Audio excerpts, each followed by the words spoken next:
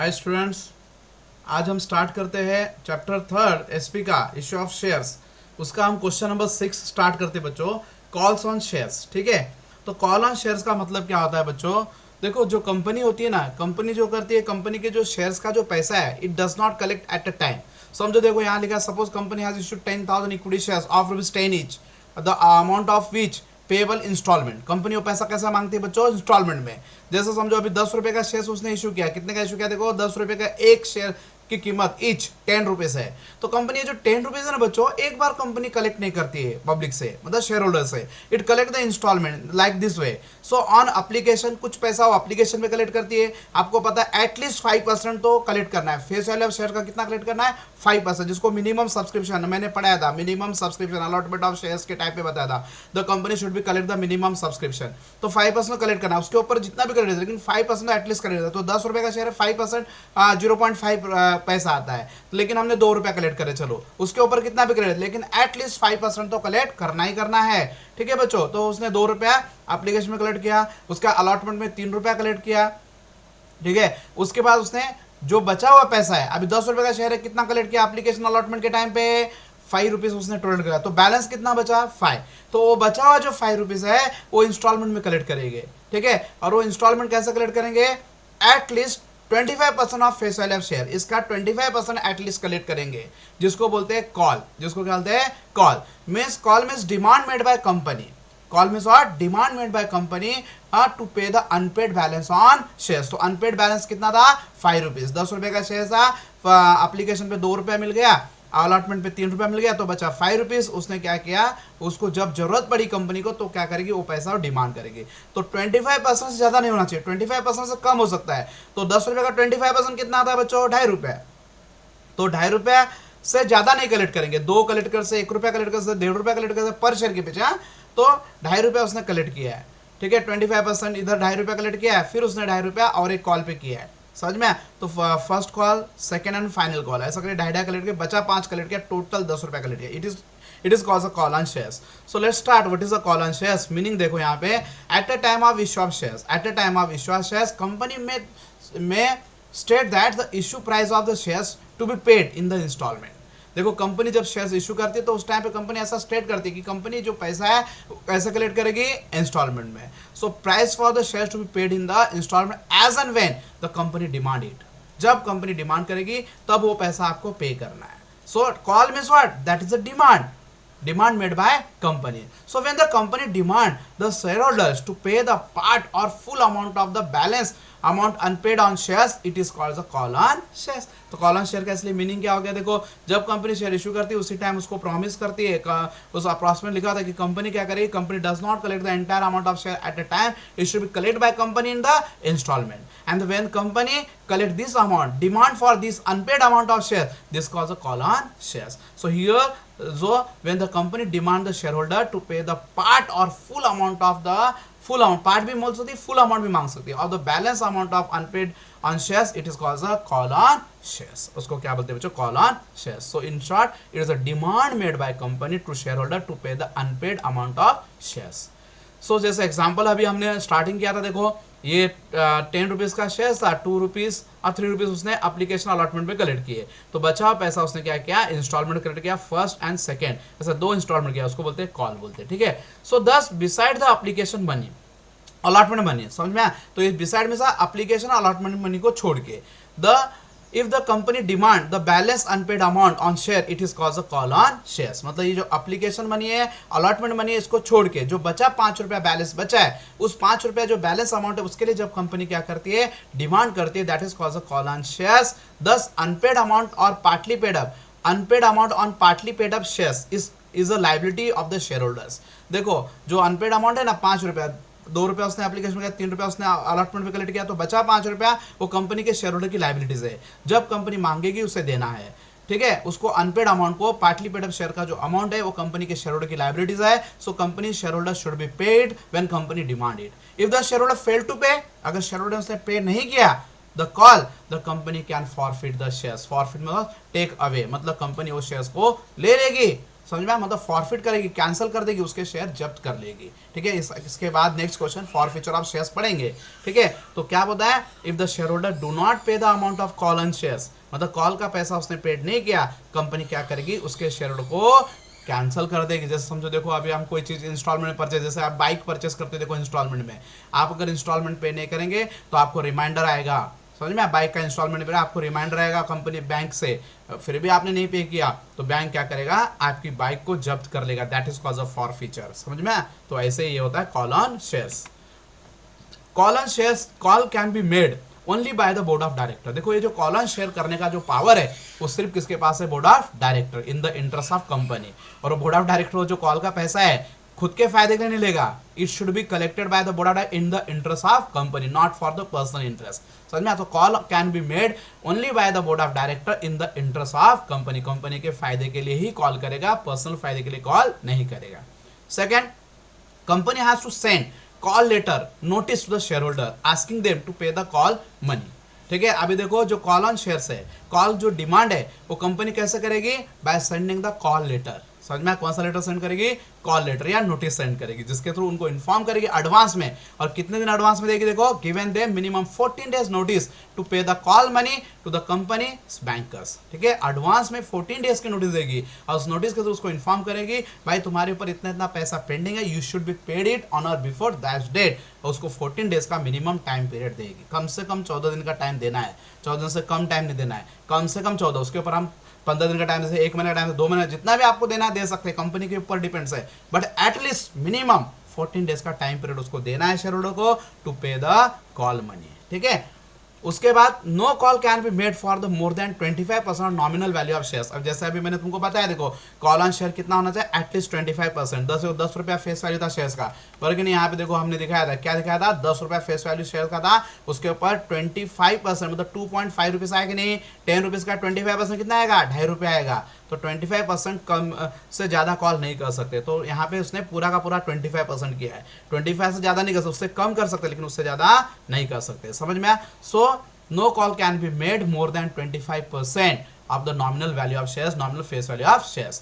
The gap between the two calls should not be less than 1 month, 1 month से कम नहीं होना चाहिए gap, मतलब कम से कम 1 महीने का गैप होना चाहिए, उसके ऊपर चलेगा।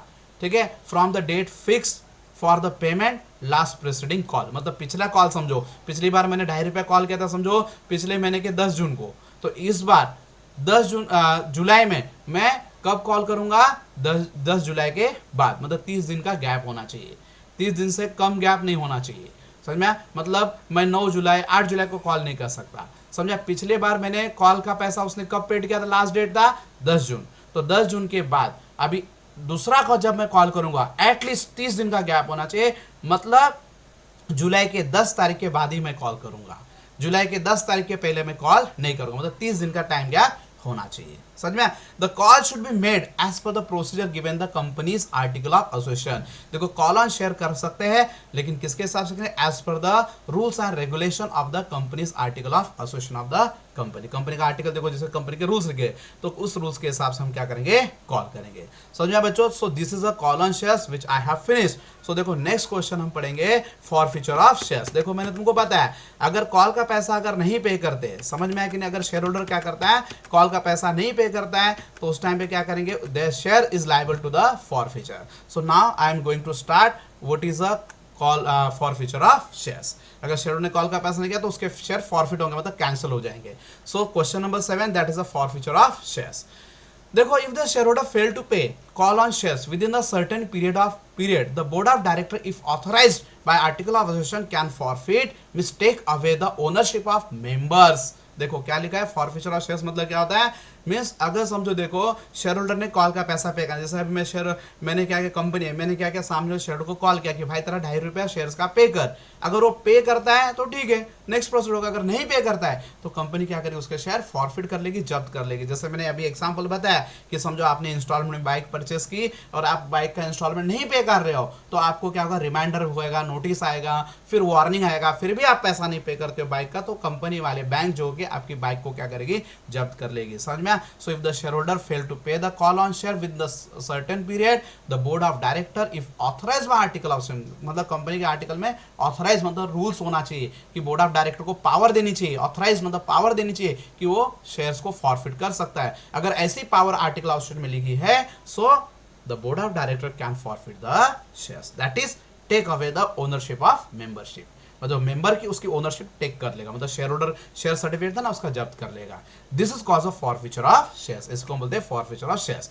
सो forfeiture of shares only partly paid up share can be forfeited by the board can B forfeit the share only in the interest of company, company के इंटरेस्ट में, कंपनी के फायदे के लिए क्या करेगा, शेयर्स को फॉरफिट करेगा। क्योंकि देखो अगर समझो शेयर्स आप पैसा नहीं देते हो तो क्या होता है, पैसा ओवरड्यू हो जाता है, उसके ऊपर इंटरेस्ट होता है। अगर शेयर का कॉल्स इन एरर्स अगर आप नहीं पे तो कॉल का पैसा आप पे नहीं करते तो उसको कॉल्स इन एरर्स बोलते हैं और उसके ऊपर कंपनी इंटरेस्ट चार्ज करती है। फिर भी अगर क्या करते हो आप पैसा नहीं पे करते हो तो कंपनी के ऊपर ही वो पैसा क्या होता है, फंडिंग का प्रॉब्लम हो जाता है ना, तो कंपनी के फंडिंग के, कंपनी के फायदे के लिए वो क्या करता है, शेयर को फॉरफिट कर लेगा, जब्त कर लेगा। The company has to send the notice to forfeiture to concern member. देखो शेयर्स कंपनी क्या करेगी, उसको नोटिस भेजेगी, समझ में आया? ऐसे शेयर कॉल, जैसे सबसे पहला कॉल लेटर भेजा जाता है जिसके अंदर उनको इन्फॉर्म किया जाता है कि आप क्या करो, कॉल का पैसा पे करो। फिर अगर नहीं पे करते तो उनको रिमाइंडर भेजा जाता है, फिर भी नहीं भेजे तो उनको क्या करते हैं, वार्निंग भेजते, फॉरफिचर लेटर भेजते, फिर भी नहीं किया तो वार्निंग भेज देते हैं फॉरफिचर की, और उस लेटर के बाद वो क्या करते हैं, हम उसको शेयर को फॉरफिट कर सकते। So without notice of forfeiture we can not be forfeit the shares. So first of all we send the notice of forfeiture to the all the members. The notice must be given the minimum 14 days period. यहाँ पे same है, जैसे call के लिए 14 days का time मिलता है, वैसे यहाँ पे नोटिस के बाद भी आपको 14 डेज का टाइम मिलेगा। Period from the date of service of notice and to make the payment along with the interest. समझ में? उसको एक नोटिस मिलेगी जिसके अंदर उसको वार्न किया जाएगा, if you not pay the call money so and so time your share is liable to forfeiture. You should be pay the call money now along with the interest. ठीक है, ऐसा करके हम उसको नोटिस भेजेंगे। अगर फिर भी वो नहीं पे करेगा देन वार्निंग नोटिस देके हम उसके शेयर को जब्त कर लेंगे। समझ में? तो ये फॉरफिचर लेटर देने का मतलब क्या है कि उसको टाइम पीरियड मिले ताकि वो पैसा अरेंज कर सके। समझ में? कंपनी इंटेंशनली उसको क्या करती है, जब्त नहीं करती है शेयर को, उसको भी टाइम पीरियड देती है ताकि वो क्या करते हैं, पैसा अरेंज कर सके और पैसा पे कर सके। A company can reissue the forfeited shares as this shares belong to the company. अभी देखो, अभी आपके शेयर जब्त हो गए तो कंपनी क्या करेगी, वो शेयर्स को रीइश्यू कर सकती है, मतलब किसी और दूसरे पर्सन को भी, थर्ड पर्सन को भी बेच सकते हैं। ठीक है, क्योंकि वो शेयर्स अभी कंपनी के पास हो गए। समझ में? अभी आपने बाइक का पैसा नहीं दिया, आपने ईएमआई नहीं पे किया, तो हम क्या करते हैं, वो जो बाइक आपकी जब्त कर लिए मैंने, वो क्या करूंगा, मैं उसकी नीलामी कर दूंगा और उसको किसी दूसरे को बेच दूंगा। समझ में? तो वही चीज यहाँ पे शेयर्स भी मैं क्या करूंगा, दूसरे फॉरफिटेड शेयर को रीइश्यू कर दूंगा किसी भी पर्सन को। ठीक है, reissue of forfeited share is not the same as a allotment of shares. मतलब रीइश्यू ऑफ शेयर्स ऐसे मतलब अलॉटमेंट ऑफ शेयर की तरह नहीं करेंगे। समझा? On reissue if company get the more money than the call which was due the excess amount is paid to the members। देखो अभी समझो, जैसे अभी मैंने तुमसे शेयर्स क्या किए, जब्त कर लिए, जब्त करने के बाद तुमसे पैसा लेने का बाकी था मुझे 30 रुपये। ठीक है, समझो कोई भी 2.5 रुपये लेने का बाकी, लेकिन उससे ज़्यादा मेरे को 3 रुपये मिल गया, तो मैं एक्सेस 1 रुपया जो 50 पैसा एक्स्ट्रा कलेक्ट किया पर शेयर के, वो मैं क्या करूंगा, मेंबर को रिफंड करूंगा। समझ में? तो इस तरह से हम क्या कहते हैं, reissue of forfeited share is not the same as allotment of shares. ठीक है, अलॉटमेंट हम प्रॉफिट कमा सकते हैं, लेकिन यहाँ पे प्रॉफिट नहीं कमा सकते। अगर हम प्रॉफिट में बेचेंगे, रीइश्यू करेंगे, तो जो प्रॉफिट, जो एक्सेस अमाउंट हमने पेड किया है, so it should be refund to the members. So the excess amount is paid to the members. The board can be cancel the forfeitures under the certain circumstances. अभी board of director चाहिए तो forfeiture of share को cancel कर सकता है। कब? Provided the member request the board before it's reissue. समझ में? तो फॉरफिचर को कैंसिल कर सकता है, लेकिन उसके पहले मेंबर ने बोर्ड ऑफ डायरेक्टर को रिक्वेस्ट करना है कि भाई बोर्ड ऑफ डायरेक्टर, मैं मेरा पैसा रिफे करने को रेडी है, आप क्या करो, शेयर को रीइश्यू मत करो, किसी थर्ड पर्सन को मत बेचो। ठीक है, ऐसा रिक्वेस्ट लेटर अगर वो लिखता है, so then board of director can be cancel the forfeiture of shares. समझ में? तो अभी हमने क्या पढ़े, फॉरफिचर ऑफ शेयर्स। ठीक है, अभी फॉरफिचर ऑफ शेयर्स का इफेक्ट क्या होगा, फॉरफिचर होने से क्या होगा, सीजेशन ऑफ मेंबरशिप। सीज मतलब कैंसिल, आपकी मेंबरशिप कैंसिल हो जाएगी। On forfeiture the member cease to be the member of company. ठीक है, मेंबरशिप क्या होगी, कैंसिल होगी। मेंबर की मेंबरशिप क्या होगी, कैंसिल होगी of the company. And lose all the membership right, और आपके सारे मेंबरशिप के जो अधिकार थे वो खत्म हो जाएंगे। ना आपको वोटिंग करने का राइट्स है, ना आपको डिविडेंड लेने का राइट्स है, आप शेयर होल्डर के शेयर्स के मेंबर ओनर नहीं है। So your membership get cancel. So if membership cancel, so your all the rights related to the membership also get cancelled. समझा? जैसे अब शेयर होल्डर को जो जो अधिकार होते हैं सारे अधिकार कैंसिल हो जाएंगे। The members name is remove from the register of members, उसका नाम उसके रजिस्टर से कैंसिल हो जाएगा। देखो फॉरफीचर ऑफ शेयर्स में बताया था मैंने, company maintain the register of members, ठीक है, मीन्स जितने भी मेंबर्स है जिसके नाम पे शेयर अलॉटमेंट किए उसका रजिस्टर बनाती है, तो उस रजिस्टर में से उसका नाम कैंसिल हो जाएगा। So from that date he is not a no more member in the company, company का वो मेंबर नहीं है। दूसरा इफेक्ट क्या होगा, लाइबिलिटी ऑफ मेंबर्स। लाइबिलिटी क्या होगी मेंबर की, देखो member is liable to unpaid, liable for unpaid call even after the forfeiture of shares.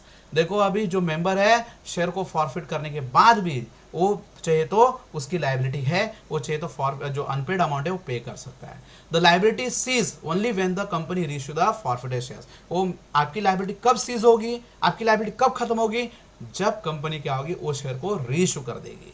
सच में अभी मुझे उससे ₹2.5 लेने का बाकी था तो अभी मैंने उसके शेयर जब्त कर दिए, तभी भी उसकी लाइबिलिटी खत्म नहीं होगी, वो चाहे तो ₹2.5 पे करके अपने शेयर वहां से फिर से अपने नाम पे ले सकता है। लेकिन उसकी लायबिलिटी कब कैंसिल हो जाएगी, जब वो शेयर मैंने किसी थर्ड पर्सन को बेच दिए।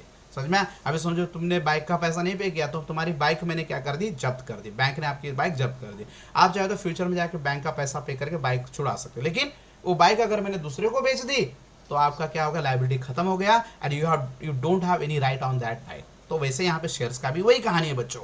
अगर समझो आपके शेयर्स एक बार मैंने रीइश्यू कर दिए, कंपनी रीइश्यू कर दिए, so you don't have any rights and your liability get cancel, आपकी लायबिलिटी खत्म हो जाएगी, आपको पैसा देने की जरूरत नहीं है। उसके बाद third, liquidation of company. Third effect क्या होगा, कंपनी अगर लिक्विडेट होती, लिक्विडेट मतलब क्या, सेल आउट होना, क्लोज डाउन होना, कंपनी को मतलब परमानेंटली क्लोज डाउन कर देना। If the company goes for the liquidation with in the 1 year of the forfeiture of shares, अगर समझो शेयर फॉरफिट करने के बाद कंपनी समझो 1 साल के अंदर लिक्विडेट हो गई, खुद बंद हो गई, हाँ कंपनी क्लोज डाउन हो गई, the member whose shares have been forfeited, जिसके शेयर्स फॉरफिट के, is liable to pay the call as a past member, मतलब पुराना मेंबर है लेकिन उसे कॉल का पैसा पे करना ही पड़ेगा, ₹2.5 वो पे करेगा, कंपनी उसकी प्रॉपर्टी बेच के रिकवर करके पैसा, क्योंकि वो मेंबर्स है, कंपनी का क्या है वो शेयर होल्डर्स है, और शेयर होल्डर की लायबिलिटी क्या होती है, the liability of share holder is unpaid value of shares at the time winding off company. Actually share holder की लायबिलिटी लिमिटेड होती है, लिमिटेड कहाँ पे होती है, अनपेड वैल्यू ऑफ शेयर्स। तो इवन आपके शेयर्स फॉरफिट हो चुके हैं तो कल को जो कंपनी वाइंड अप हो जाएगी, लिक्विडेट हो जाएगी, तो उस टाइम पे आपने जितना अमाउंट अनपेड है वो कंपनी को पे करना है। समझ में? So these are the effect. First, membership get cancel. Second, the liability of members, the liability of member is till unpaid value of shares. कहां तक रहेगी उसकी liability, unpaid value of shares. अगर शेयर ट्रांसफर कर दिए, मैंने किसी third person को बेच दिए, उस टाइम पे आपकी लायबिलिटी खत्म हो जाएगी। एंड लिक्विडेशन ऑफ कंपनी, अगर कंपनी लिक्विडेट हो जाए तो भी आपकी लायबिलिटी होगी, your liability is also unpaid value of shares. Company wind up हो जाए, बंद पड़ जाए, तो अगर शेयर फॉरफिट नहीं मतलब रीइश्यू नहीं है तो आपकी लायबिलिटी रहेगी। समझ में? तो इस तरह से क्या करेंगे, effect of forfeiture of shares. समझ में बच्चों? Thank you. This question is completed, means that is a forfeiture of share is completed. अभी उसके बाद नेक्स्ट 8 क्वेश्चन है, 8वां क्वेश्चन है, वो बहुत छोटा क्वेश्चन है इसलिए वो भी इसी में ऐड कर दिया है, that is surrender of shares. देखो फॉरफिचर और सरेंडर दोनों एक दूसरे जुड़े हुए हैं। फॉरफिचर में मतलब कैसा, company can be take away the membership, company क्या करेगी, मेंबरशिप आपकी जब्त कर लेगी, because you are not pay the amount of shares, amount of shares, call on shares आपने पेड नहीं किया तो कंपनी ने क्या किया, आपके शेयर जब्त कर लिए। लेकिन सरेंडर में कैसा, जस्ट अपोजिट होता है। सरेंडर ऑफ शेयर्स में कैसा होता है, the member himself return the shares to the company, company क्या, कंपनी को मेंबर क्या करेगा, शेयर्स रिटर्न कर देगा, उसको होते हैं सरेंडर, मतलब समर्पित कर देना, समर्पण करना, बराबर मालूम है कि नहीं, सरेंडर करो, पुलिस को सुना रहेगा, पुलिस क्या आती है, चोर लोग बोलते हैं सरेंडर करो, तो खुद से आके वो क्या होता है, अपने आप को समर्पित कर, this is like the surrender of shares. तो सरेंडर ऑफ शेयर्स में भी क्या होता है, जो शेयर होल्डर्स है वो क्या होता है, अपने शेयर को कंपनी को वापस कर देता है। क्यों करेगा वो शेयर वापस, तो देखो उसमें जब शेयर होल्डर को ऐसा लगता है कि कंपनी की फाइनेंशियल पोजीशन ठीक नहीं है या कुछ भी हो, उसे अपने शेयर कैंसिल करने हैं, so he can be do that. So this means voluntary return of shares. Voluntary मतलब खुद से क्या करते हैं, शेयर्स को रिटर्न करते हैं by the member to the company for cancellation. देखो फॉरफिचर भी कैंसिलेशन है, लेकिन फॉरफिचर में शेयर कैसे कैंसिल होते हैं, कंपनी आपके शेयर आपसे जब्त कर लेती है, लेकिन सरेंडर में शेयर होल्डर खुद से शेयर्स आपको रिटर्न कर देते हैं, कंपनी को शेयर्स रिटर्न कर देते हैं। Surrender share is allowed only if there is a no other option, if there is a no other option but to forfeit the shares. समझ में?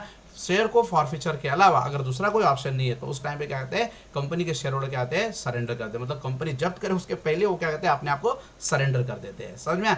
Only partly paid up shares can B surrender. Partly paid up share surrender हो सकते हैं। समझे? अभी समझो मैंने call का पैसा नहीं है, मेरी कॉल पे करने की क्षमता नहीं है, मैं फाइनेंशियली सीख हूँ, तो और मुझे ऐसा भी लगता है कंपनी भी शायद अभी डूबने वाली हो, तो उसके पहले मैं अपने शेयर क्या कहते हूँ, सरेंडर कर देता हूँ, ताकि कंपनी वो शेयर रीसेल करके मेरी लायबिलिटी को मुझे दूर कर सके।